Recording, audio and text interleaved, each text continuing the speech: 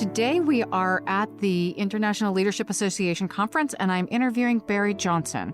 In 1975, Dr. Barry Johnson created the first Polarity Map and set of principles. The mission is to enhance our quality of life by supplementing, quote, or thinking with, quote, and thinking. Barry, welcome. Thank you very much, Maureen. I appreciate having the opportunity to talk. What do you mean by polarities in this and or thinking? Many times when we experience a difficulty, any kind of tension or problem, we automatically assume, let's solve it. I mean, this makes a lot of sense. We do that in grade school all the way through graduate school.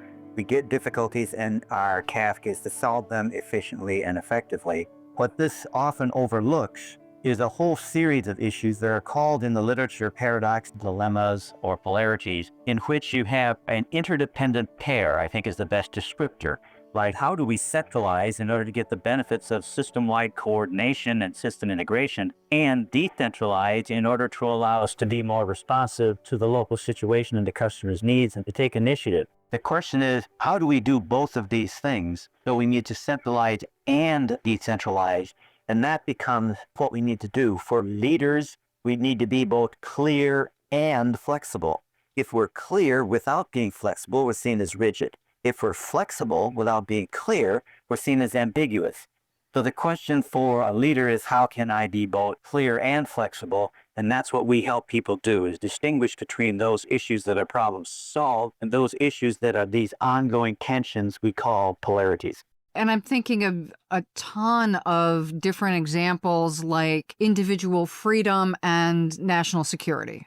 As organizations, the other one that comes to mind when I do strategic planning is, why am I going to do a plan if I'm not going to stick to it? So that idea that I have a plan and yet I have agility. Yeah, and the plan sort of fits with that being clear and being flexible. So we need to be both planningful on the one hand and emergent on the other hand. How do you leverage that natural tension between being planningful and predictive and getting things in place and be emergent and able to respond to things that happen that weren't a part of the plan?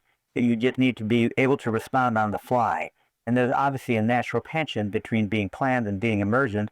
And those organizations that can combine those effectively are just much better off than those who think it's all about emergence or think it's all about being good planners. This raises several questions, but the thing that comes most to mind is, in this time of dramatic shift, this ability to understand and navigate the tensions and leverage them is paramount to organizations that are going to thrive. Yeah, absolutely. So the more rapid the change is in the environment or in the settings which the system is functioning, is a nation state or the organization, the more rapidly things are changing, paradoxically, the more useful it is to have some core values, some core centralized coordination efforts to support you as you move through the issue. As a matter of fact, one example of this would be, often we talk about running whitewater as what happens when organizations get in a culture that has a lot of dynamic change. They say it's like being out in whitewater. And the way they describe that is as if whitewater is dangerous, which at one level it is, and that it's sort of like it's overwhelming because you've got rocks everywhere in the river, you don't know what's going on. But for somebody who has experience in whitewater kayaking, they actually understand what the energy systems are that are at play on the whitewater. They understand that if you see a big rock up ahead, what you know is there's a back eddy behind that rock, and you can slip into that back eddy and sit there with waves on either side that are just roaring on either side of you. You can just sit and have lunch. But you have to understand how the river works and how this energy system works. And so with turbulent times, analogous to whitewater, if you understand what a whitewater kayaker knows about a river, if you understand how these patterns or energy systems work within the organization and within the culture, then you're just way ahead of somebody who just doesn't know a thing and is just finding themselves trying to survive going through whitewater. I'm imagining every leader who's listening to this has a sense of those times when we stepped into something, didn't necessarily realize it was whitewater until we got bounced out of the kayak. Right. And tendencies when we experience difficulties is to try to solve it And what we're suggesting is when you experience a tension, when you experience a chaotic moment or a lot of turbulence in the system, it's very helpful to just slow down a bit and take a perspective in which you say, okay, within this, what might be some key polarities that need leveraging, and what are some problems we need to solve? Because solving problems and leveraging polarities is itself a polarity. We need to be able to do both. You know, having been bounced out of a whitewater raft and kayaks on occasion, the only thing that went through my mind is, how do I not die right now? Good to understand how the river works if you're trying to make sure that you don't drown in that river. And one of them, I came back incredibly bruised and unable to wear shoes for a while.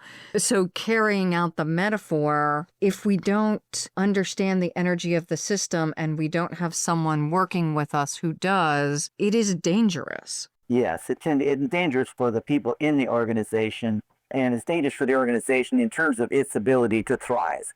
In order to thrive, organizations need to leverage polarity.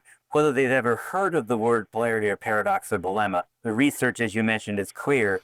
Those who have somehow, through their life experience, through their intuition, have learned to do what I call parallel thinking.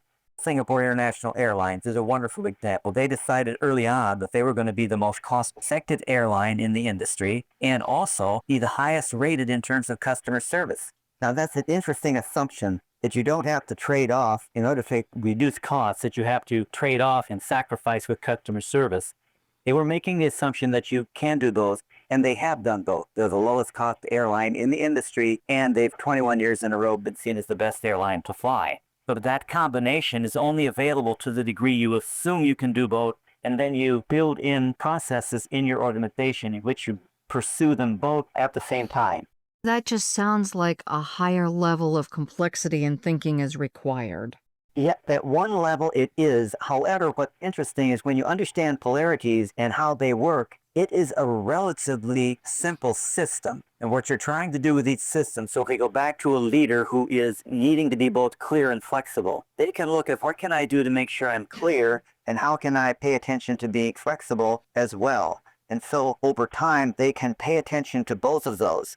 What makes things complicated often for people, for leaders, is that they see all the variables they're dealing with as if they were independent variables. And that's how you get overwhelmed.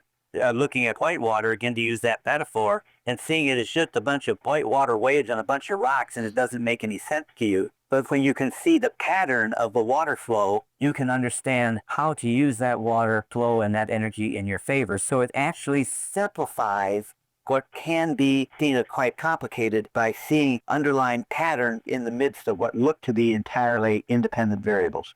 To bring in another buzzword from a different author is balcony view, the Ron Heifetz work. It sounds like seeing the system is stepping out of my framework, taking a step back or periscoping out, or however you language that, and looking at not just my piece of the system, but the overall system, which could be the industry or the company within how we fit across nations even. Yeah, exactly. And so getting that balcony view, it's also helpful to know what you're looking for from the balcony. We need to teach problem solving. That's basic. We're not about any suggestion that and thinking and leveraging polarities is somehow superior or better than basic problem solving, and where you need to make either or choices. On the contrary, we're saying that actually both of them are necessary. And if we think of problem solving as teaching our kids to swim, when we teach our kids to swim, what we're doing is we're solving the problem. What happens if they get into water over their head? Ideally, they might have a life jacket, but if they're just swimming on the beach or something, if they fall into a pool, for example, in the water over their head and they don't have a life jacket on, yes, they can know how to swim. They're just much safer around water. So we teach our kids to swim, and it's a good problem-solving strategy. You're in water over your head, well, just learn to swim. But learning to swim will not help you if you are caught in a riptide going out into the ocean. And what happens with a riptide is the water's breaking on the shore, and rather than going straight back, it's going along parallel to the shore and approaching from two different sides. It creates a river out into the ocean. And if you happen to get caught in one of those, of course you have to be able to swim or you'll drown. But even if you can swim, you're comfortable in water over your head. If you don't have an appreciation that you're caught in a riptide, you might try to swim directly to shore, which is kind of like swimming upstream in a river, and you could drown even though you can swim. So what helps you from the balcony approach that you talked about is that you understand how a riptide works. You appreciate that it's a river going out into the ocean. It's all you have to do is swim to the shore, if you will, of the river that's in the ocean. So you swim parallel to the actual shore. You get on the edge of this stream in the ocean that's going out to sea. Once you get there, you can now swim back in. So it wouldn't be advisable to tell somebody who's caught in a riptide to just swim faster or swim harder or swim better. What you need to do is, you can swim. You just need to know where to swim, because you need to understand from the balcony this energy system that you're in. So it could be a death trap to a swimmer if they're caught in this riptide, if they don't understand the riptide, but it becomes a plaything when you do understand it. So this is how surfers function with waves. They find that rip current that runs out through the waves, because the rip current just sort of cuts through the waves. So you can ride your surfboard out on the rip current and then go over to the edge of that rip current and ride the waves back in. So what is a death trap for some is a plaything for others.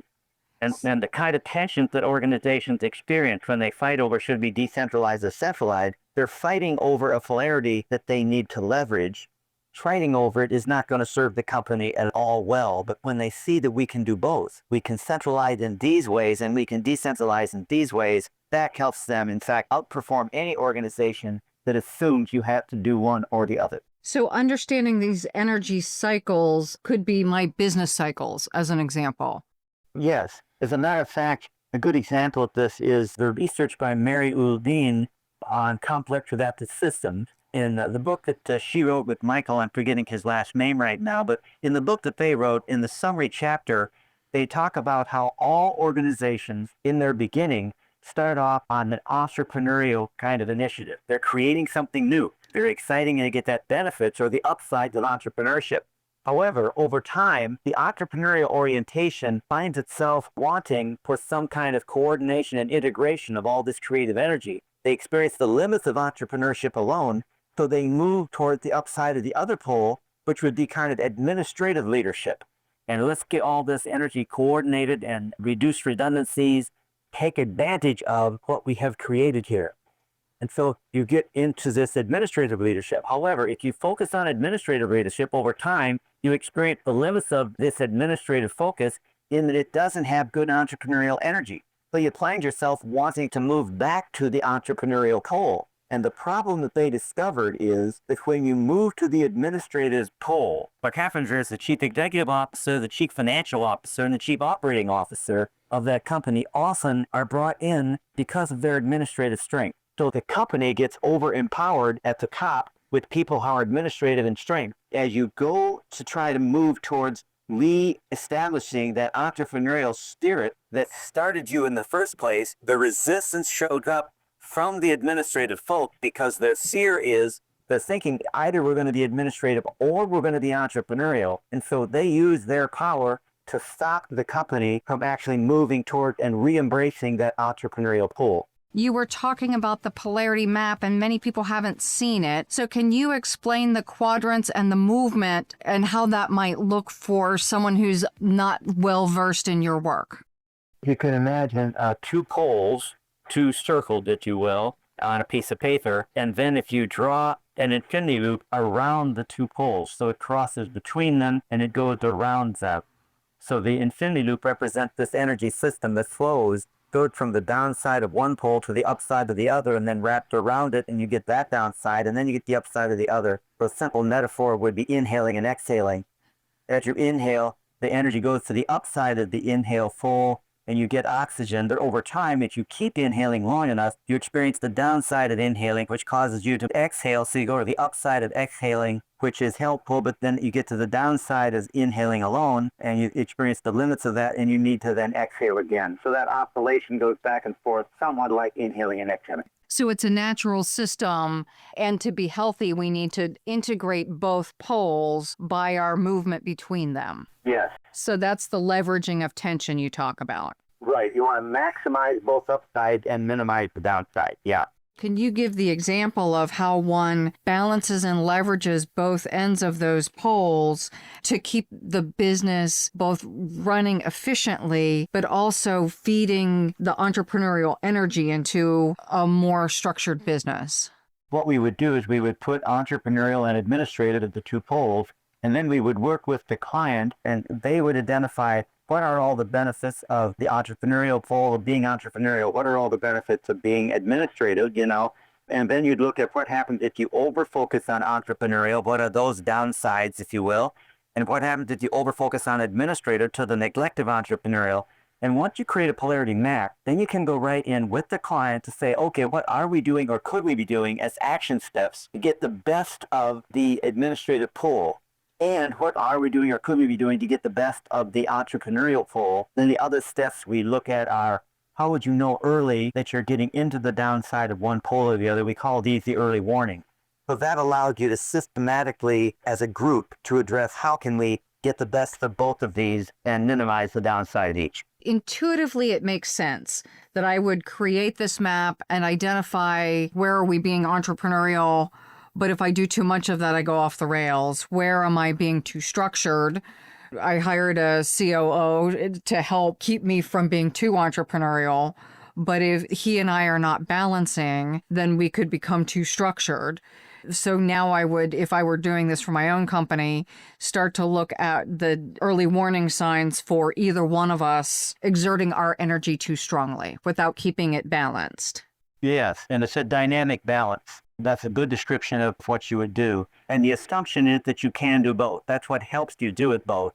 You both respect what each brings to the table. You're bringing some entrepreneurial energy, and he or she is bringing some administrative coordinated energy. And the question becomes, how do we leverage this tension in a way that creates a virtuous cycle between the two of us rather than a vicious cycle? In our fighting with each other, it undermines each of us and undermines our company. I like that example. You've done this globally with several organizations. Can you give some examples? Sure. David Wennergren, who was at the time that I met him, he was the Chief Information Officer for the U.S. Navy. I worked with senior naval officers at the Monterey Postgraduate School, Naval Postgraduate School, and he wasn't a part of a training, but I had dinner with him and some other officers, and we just spent the meal because I was going to be presenting polarity thinking the next morning, and so they were asking me questions. He didn't respond at all. He just watched me respond to their questions, and he said afterwards, he said, "Barry, I'm sorry I can't come tomorrow, but I'd like to maybe give you a call." And I said, "That'd be great." So about 3 months later, he calls me, and he'd just been promoted to be the Deputy Chief Information Officer for the whole Department of Defense. And he had discovered that he was moving to the Pentagon, trying to get his feet on the ground for his new job. He said, "Barry, we've got two groups that are really at each other's throat," which is often the way polarities show up. One group, he said, are saying we have to have good information sharing, because if we don't have good information sharing, we're going to have another 911, which was in part a problem because we had information that wasn't adequately shared. We can't serve and protect without good information sharing. He said there's another group that says we have to have information security. We can't serve and protect unless we have good information security, otherwise the enemy will get the information. He said, "Barry, these two groups are trying to protect the nation from the other group. Is this one of those polarity things?" Is this one of those polarity things? That's a great question. And he said, well, would you and Barry Frew, a retired naval officer from California, who had invited me in the first place, should the two of you come and help me and my executive team get a handle on this? Because it's not serving and protecting our country by fighting over these two issues. So we went in and we did, as I described, we generated with them a map. We looked at action steps and early warning. We assessed how well they were doing with us, which was not very well. And then they came up with action steps and early warning to support them in going forward. And David used that map, shared that wherever he went to make his presentations talking about the Pentagon working, the Department of Defense working as an integrated system around information sharing and information security. So that's one example. Another one is the Charleston Police Department, whereas their key polarity was enforcement and engagements.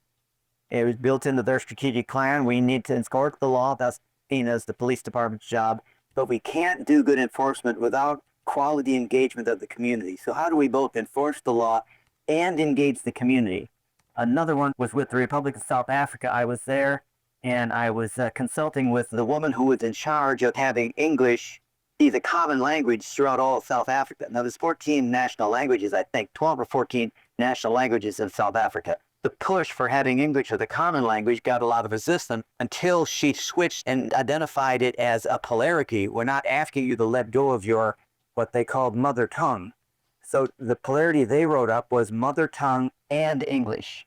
How do we both can maintain and support the use of mother tongue and have English as a common language, both as an integrating function within South Africa, but also as a connecting language for South Africa with the rest of the world? I assume in listening to your language and listening to the case studies that in many cases when one points out that this is a polarity and that both are required. So the example you gave with national security and specifically security and sharing, when you point that out, are people able to understand that it's no longer us versus them, but that both play important roles in meeting the overall security objectives? Often they are, yes. It helps if you have a couple of examples of things like activity and rest or inhaling and exhaling that are obvious interdependencies. But often they will see the need for both, especially if you can engage them in creating the map. So that in the map you're seeing what are both of these upsides, and all of a sudden both of them have a place to stand, which is, well, this is what I value, and the other thing, well, this is what I value. Actually, it's pretty clear we need to value both of these things. So it is possible relatively quickly to have an issue shift from something that's seen as an either-or issue and to recognize that this is one of those where both and orientation is going to be more useful. This seems phenomenally useful in an organization that's in conflict with itself when people are seeing each other as the enemy rather than seeing that these are just two sides of breathing in, breathing out, that there are tensions. Well, we need to balance the tension and continue to recalibrate the importance of sharing versus security, that's an ongoing leveraging balancing act that never goes away. Exactly. It never goes away because four qualities of all polarities is, first of all, they're unavoidable. Secondly, they're unsolvable in that you can't choose one pole as an ultimate solution. The other thing is that they are indestructible. So the nice thing about them is you can tie a strategic plan to a few key polarities, and even if you don't do it so well, they're still there for you to work. The other thing is that energy is unstoppable. So it's the makings of a revolution if you try to sit on one pole for too long as an organization. You just become vulnerable to a more violent self-correction, but it will self-correct. That's where I need good early warning signs to realize when I'm slipping beyond. And so let's use the information sharing versus information security. If we are not sharing, I'm assuming then there would be a terrorist or bad guy event, and we realize that one agency had the answers and didn't share it with the other. Yes, and hopefully you have warnings that are earlier than that. That would be a late warning, those consequences, and you trust the people who are doing this. So I trusted the executive team that was in the room to think, okay, what would early warning look like that we had over-focused on information security to the neglect of information sharing? And it's like, what would be those very early warnings that would let us know that we've been so tight on the security, we haven't neglected adequate sharing and we're in trouble? Understanding the maps seems like important work for leaders, maybe even in the strategic planning process. Yes, absolutely. And one of the things that we try to have people shift from when they start talking about polarity, rather than use versus, we encourage people to use the word and, because it stimulates in the mind the possibility that, well, both of these could happen. When they use versus, it tends to shift people into the assumption of one or the other. We encourage people to use and rather than or versus. You not use either of those if you are talking about a polarity. If we think of our political structure, we do this pendulum swing, extreme right, extreme left, and the correction ends up being we miss some of the virtuous stuff and we end up spending a lot of time in the downside. And so part of the gift of this framework is it allows us to avoid the whiplash maneuver and the overcorrecting and overemphasizing time on the negative part. So at this point, then, let's look at the polarity of populism versus globalism and how we're seeing in the US, we're seeing in Germany, we're seeing with the UK, we're seeing Catalonia try to withdraw from Spain as only a few. Can you walk us through on a polarity map what that looks like and things that we as leaders might be able to leverage from that walkthrough? This polarity is some version of what I call the part-whole polarity, where you're talking about a part of the system, and the part could be like Catalonia within Spain, or it could be the UK within the European Union, or it could be the United States within the United Nations. But when you're focusing on the part of part-whole polarity, what parts want is the freedom to express their uniqueness and to take initiative without having to check with the whole. Those who are advocating for the whole, they want to bounce that freedom off with some kind of equality between these parts, make sure they're being treated equally. The uniqueness of each part, uniqueness of the UK, for example, within the European Union, that uniqueness you want to bounce off with some kind of connectedness. How are we all connected within the European Union? And then the initiatives for a part, the initiatives for the UK, for example, to take initiative without having to check with the European Union, there's a natural tension there between the European Union, which was designed as a way to create some synergy among all the countries in the European Union. So there's a natural tension between those two, and it shows up within the organization between different departments and the organization as a whole. Natural tension between these shows up at every level of system, from within a small organization to a country within the United Nations, for example. We would see that in a company when departments are competing, that marketing wants something and finance wants something else, or divisions, different P&L groups, where we made more profit this quarter and why are we carrying you? Right, or I was brought into a bank, a very large bank, and they wanted me to deal between two departments, which was sales and risk management. And sales is trying to get money, in the community to make money off the money, and risk management is trying to make sure it doesn't go down a rat hole. So they were both trying to save the bank from the other department. And so there are these natural tensions. This part-whole thing shows up even at the level of the family. So if you think of in the Judeo-Christian tradition, there's this story of Joseph, 12 brothers, give one brother a special coat and see what happens. When he gets sold into slavery, and this is what happens when you over-focus on a part and their uniqueness without paying attention to making sure there's some sort of equity between these parts. So also capitalism, socialism.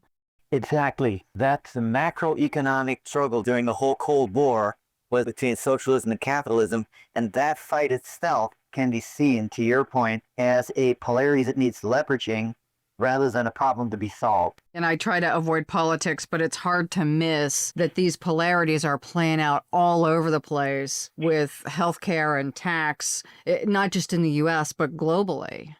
Yes, absolutely.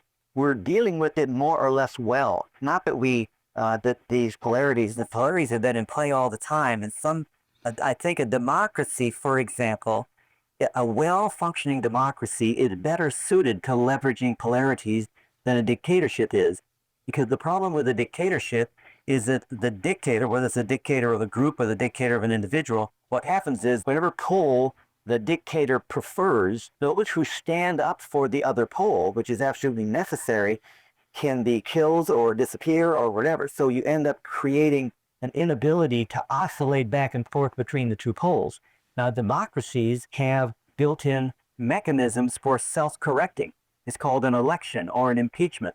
So without having to cause the revolution, you can self-correct. A democracy that's well-functioning can self-correct around key polarities that the nation state is dealing with. With democracies, if we are seeing these again as problems to be fixed, then we become entrenched on my guy or my woman needs to win and beat you and keep your people and your policies, more specifically, at bay so we can save the country. And it seems like that's a lot of what's going on right now with this entrenched right and entrenched left, that we're not leveraging the oscillation. And you talk about this, that there's a right and a wrong, and we're both convinced, you call it a false choice. And to each side, we see it as obvious. Of course, you should have voted for my person, and the opposing side thinks that I'm an idiot for seeing it differently. And it's often played out to that extreme rather than looking at the oscillation. So can you say more about this idea of false and obvious choices? Yes. For example, if you look at deregulation and regulation, again, it's a part-whole polarity. We need to deregulate as much as possible to support entrepreneurial initiative, and that's the capitalist side, if you will, entrepreneurial initiative, and free people up to not be burdened by big government. But we also, though, we need to have enough regulations to protect the common good from abuse by those who might concentrate power in that process of the deregulation. So we can look at deregulation and regulation as, in fact, not an either-or issue, but how do we regulate enough to protect the common good and deregulate enough to allow for entrepreneurial initiative. And that needs to be seen as the polarity, and the early warnings become very useful unless you know you've overfocused, you've deregulated too much, or you've regulated too much. The early warnings can help us address that effectively over time. So this is akin to the example you gave with the bank, where we've got risk and we've got investment, and both sides are important. Yet if I'm in the bank and you're the enemy because you're doing the opposite thing, I'm moving into this false choice. Right. It becomes a false choice, and it becomes a vicious cycle. So the natural tension between the two groups can become a vicious cycle if we both complain about each other's downside, if you will. All the pointing becomes, I'm pointing at your downside, you're pointing at my downside, which is all true. There is a downside to each pole, but what that gets you caught in is a trap of just accusing each other and defining each other in terms of our downside. But what you need to do with the polarity is actually you need to somehow go after both upsides and point to them and say, how do we get the benefit of, if you will, regulation and the benefits of deregulation? That's the polarity question, rather than fighting over whether we're going to regulate or deregulate. So let's then talk about another one that is fresh in the public discourse. And I want to use Germany as the example of refugees, because other countries are now facing it. What polarity is that, and how do you navigate the tension rather than making refugees the enemy? A friend of mine, Michael Buchmann from Germany, who's done a lot of cross-cultural work, and then he defined the two poles as core culture for Germany and welcoming culture. And Germany, as a reaction to, it's a tragic era during the Third Reich, is as a culture, they want to be extremely welcoming, and they were. And when people first started coming as refugees, they were so welcoming that they weren't actually being clear about their core culture and being clear about what was required in order to be functioning well within the German culture. And they weren't even checking people who were arriving on the train, and it became overwhelming. So they over-focused on being a welcoming culture to the neglect of holding on to their core culture.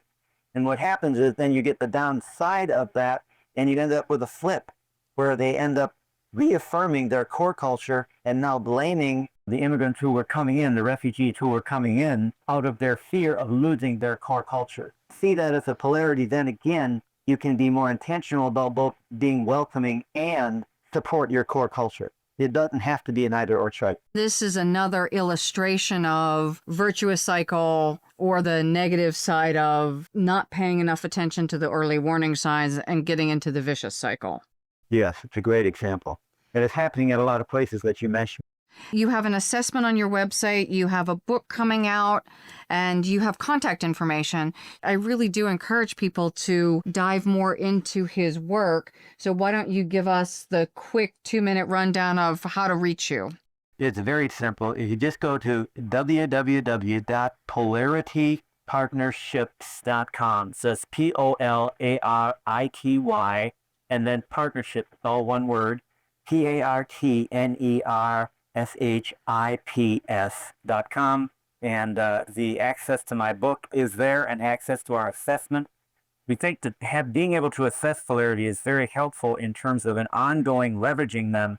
You need to assess, well, how well are we doing, and how might we self-correct over time? So that's where we think it's useful. And since it's web-based, it could work at any level of system globally. It's that we're desired, for example, by a multinational, or a city could use it, for example. Cool. Barry, thank you very much. Anything you want to say in closing? Well, I just want to thank you for getting me the opportunity to share polarity thinking with others. and just appreciate the opportunity and the conversation. Thank you. Thank you so much, Barry. And hopefully we will extend this conversation into other topics in the near future. That'd be great. Thank you.